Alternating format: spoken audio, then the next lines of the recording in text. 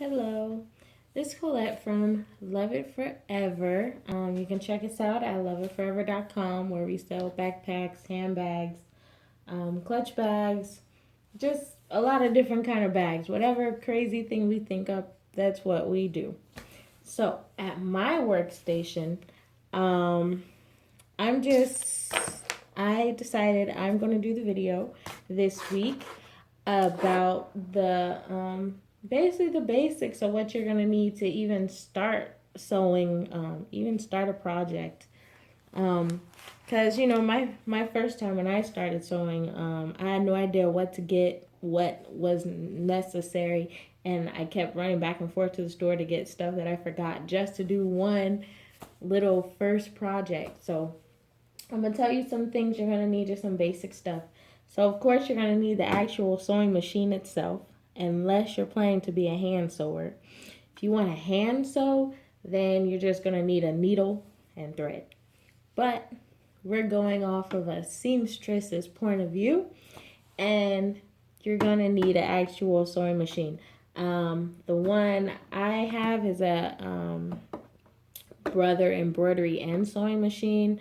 Um, Very heavy duty, very computerized. I recommend computerized so much because when it's not computerized and you have to do every little thing by hand, like the hand turning, all that stuff, it just becomes, I don't know. But when you're producing a lot of stuff and doing a lot of stuff, you definitely are going to want computerized. It just helps a lot more.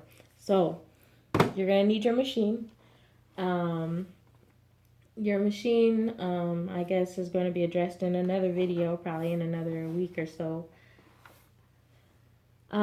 Your machine can be any sewing machine, all of them, any type you get. You're going to need the basics of thread, the needle to put in the machine, and some other basic stuff we're going to go into. Okay, so let's start. So on after you set up your machine, whatever machine you have, set it up, read the manual. You're gonna need this thread, okay? And this particular thread that I have or had in the machine is embroidery thread. You'll see in another video that I actually do about the embroidery part. But anyway, you're gonna need thread. There's all different kind of threads, which is going to be another video probably. But there's all different kind of threads. You have your all-purpose thread, you have your embroidery thread, you have your upholstery weight thread, you have just heavy duty thread, you have outdoor thread, you have elastic thread. There's so many different kind of threads out there and different reasons why you need them or would want them. But it all depends on your project. It all depends on what you're going to do. So you're going to need thread, definitely. Any color you want. I definitely would recommend definitely getting black and white. Those are the two most common used colors of anything that you're going to do probably, and anything that anybody else is going to want. You're probably going to want that black or white thread. I also recommend this, which is a razor. Like, is it a razor? Called a razor? I don't know if it's called that. I think it's an X-Acto knife. I'm pretty sure is what it's called. I recommend one of those because only if you're using heavyweight thread. Now, when you're first starting out, you're probably not going to use, fabric. You're not going to probably use a heavyweight fabric. You're probably going to start off probably doing like a skirt or something small and simple. But most likely when you get to the heavier stuff, trust me, like when you start working with leather and outdoor kind of fabric and stuff, this X-Acto knife is going to come in handy. Okay, so X-Acto knife, it's probably like $1 or $2 if you go to like Dollar Tree or something like that. We have to use a certain kind from I forgot where she gets them from, but we had to use a certain kind from a specific store because that's just what we do. That's what it is around here. Um, Also, with your machine, most likely it'll come with this, but sometimes depending, because some people, they just get industrial machines and they don't come with this, and they might not need it because of how the stand is for an industrial machine. But for these kind of machines, you're gonna need this. This is gonna keep your thread that goes. You can't even see it.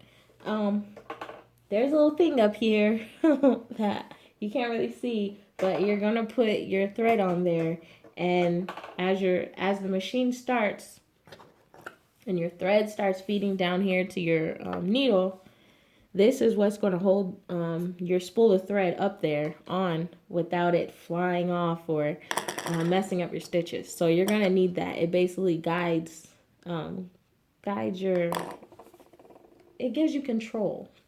It gives it more control. Okay. You're going to need bobbins, lots and lots of bobbins. A bobbin, for those who don't know, but you're going to get to know real soon if you're starting out sewing, is these little plastic guys. All right, these plastic things are called bobbins. If you're like us and you're planning to do a lot of different kind of stuff, like we here at LAF, we do a lot of different kind of vibrant colors, or sometimes we do like toned down kind of colors, for the sophisticated people. But for the most part, we're with pop and creativity and light and bright. As you see, just my little accessory holder, it's just a whole bunch of different vibrant colors. So to keep up with that crazy color demand, we have a lot of different bobbins, because we don't want to have to keep making a bobbin every single time we're going to change color. So I have from blue to purple, white, browns, tans, grays, everything. So that is also brings back what I recommend you do is, if you get a bobbin, you get maybe like a whole pack. So most of the time they come in a pack. They usually come in like 6 packs or something. I think I have some over here. That's somewhere. I usually do. I guess not right now. But I usually have a pack. But they come in, most of the time they come in more than like 2 or 3 or 4. They usually, the ones that we get them in like 10. So what I would recommend you do, especially black and white, those basic colors that you're going to use a lot, I'm telling you. You don't think I'm funny, I'm laughing, but I'm dead serious. You're going to need that black and white thread. See, I got tons of it. I have it just right here. We have like, what is that, 3, 4 black. So I would recommend you just make like 3 of your bobbins just straight black. Just sit there for like however long it takes for your bobbin. Like my machine, it takes maybe a minute to make a full bobbin, maybe 30 seconds. I don't know. I'm just sitting there hitting the pedal, so I don't really count. I just kind of let it do its thing for however long it takes. But just wind about 3 bobbins full of just black, and then of 3 of just white, because like I said, you're gonna get into a project, and you're not gonna want to keep having to stop the project to take out the bottom of your machine, put the bobbin on top, wind the bobbin up. You're not gonna want to do that. So I would recommend just making a couple of the colors that you're going to be using the most, not only for that project, but maybe future projects. And black and white, you can never have enough black and white, I'm telling you. So anyway, so what did we talk about? We talked about you need thread, you need the little thing to hold the thread on there, you need bobbins. All right, you don't need the bobbin case. The bobbin case, I just liked it. But it's just nifty. Hold the little bobbins, all separately and everything. It looks like I'm all organized. I'm not, but it looks like it. All right. And then the next thing you're gonna need is, you can get either or. Me, I like certain ones, but it's gonna be up to you. But mostly when you're beginning, you usually don't even know about the clips yet. You usually only know about these. All right, these colorful little guys. Most of the time, some people, like I said, I love color. We love color. I love it forever. So everything around here is like colorful. It's full of life. So mostly they come in like either they'll have a white head or a silver head, or but the ones I got were all colorful. You can find these anywhere, but they're just needles. They're needles to hold your stuff in place, to hold things in place for your fabric and stuff.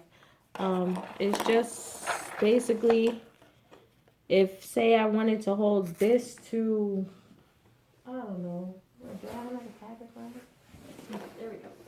All right, say I wanted to hold this fabric to this fabric before I put it in the machine, right? So I would put these together, and then I would take my needle, the needle I just told you, this, and you have to put them through both pieces of fabric, okay? You're going to go down and under, and you're going to push it out the other side just like that, okay?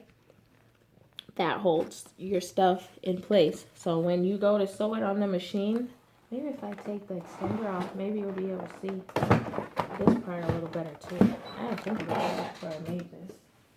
Anyway, so yeah, so there we go. Now you can see a little better. All right, so basically, so like I said, you're gonna have that thread in there, and then when you stick it in the machine here, what it's gonna do is just gonna hold your fabric where you pinned it.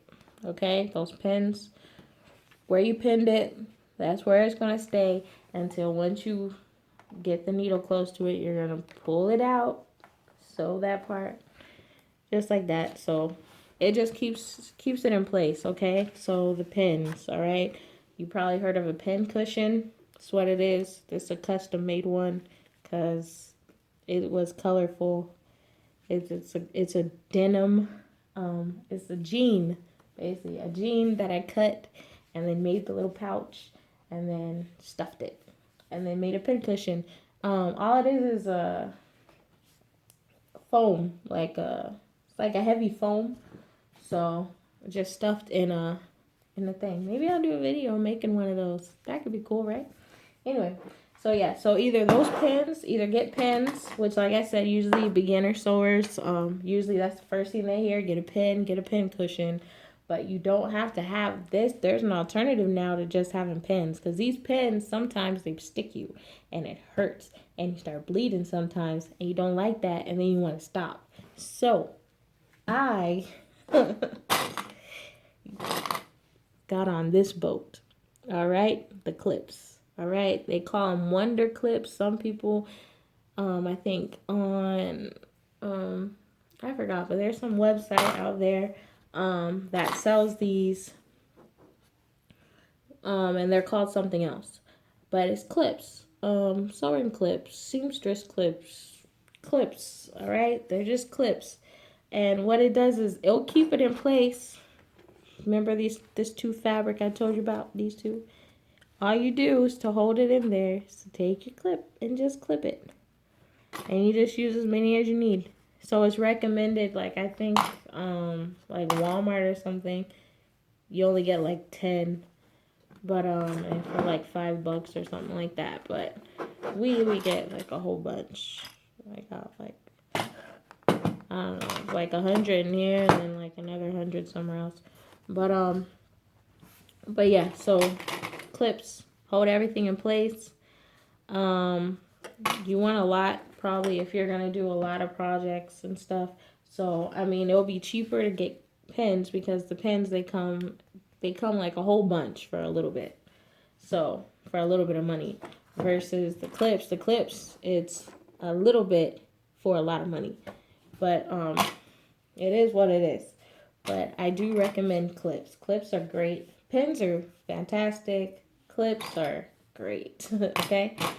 All right. So thread, the thread holder thing, the bobbins, pins, or clips. And our next thing is going to be needles. All right. So there's a whole bunch of needles out there.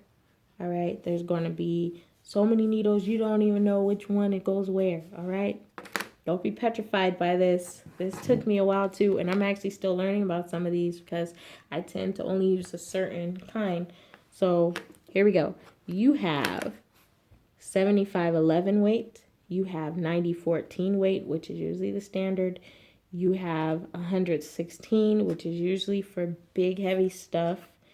You have I think I already said 1490, 1600, 7511. There's some other ones out there. I think there's one like 16 something. I don't know. There's plenty. There's plenty of needles, but mostly the standard is usually 9014 for like medium weight leathers. If you're doing with like a light leather, I think you want more so like a 7511. We don't really work with that kind of stuff here. We usually do like leather, like hardcore kind of material. So we usually don't really change our needles up too much. We usually either stay with the 1600 or 1490. So yeah, so after the needles, for a beginner, you're definitely gonna need this. For a professional, you need this too. But this is what I call a de-threader. Okay, another video, I also say that too. That is what I call it. People have different names for it. I call it the de-threader. Reason being because you use this to de-thread your stuff. All right, so the thing that you just sewn and threaded up is you're gonna use this to take out those stitches. All right, so somebody says de-stitcher, I say de-threader. Other people might say snapping too. I don't know, but you're definitely gonna need this. They come in. There's stuff that has grips on them that make it more comfortable. Me, I don't really need it that much because I tend to strive for perfection, but I do need it every now and then. I'm not gonna lie. All right, so definitely get one of these. They don't cost that much. But unless you're gonna get really like, want to be really suave with it and get like the one with the grip and the extra long handle and all that. But that's only if you're planning to make a lot of mistakes. But if you take your time and focus and just learn by whatever, learn at your own pace, then you're not gonna need this that much. So you're not gonna need to invest for a huge, comfy de-threader because you're gonna know what you're doing. But if you are a seamstress, you're gonna need this regardless because you're always gonna have something that doesn't fit, and there's always gonna be a person that says, "Hey, this doesn't fit." So you're always gonna need this to take the stitches out to begin the project. So you're definitely gonna need that. All right. So that's all I have. Those are the basics, and of course you're gonna need fabric. All right, whatever fabric you're trying to use. There's all kind of fabrics out there. Go to your local craft store, fabric and craft store. It could be Joann's where most people go, but Walmart has fabrics too. Um, who else? I don't know. There's a lot of home mom and pop shops that have fabric too that you probably can't even find in Joann's. So just go around and look and see what kind of fabric.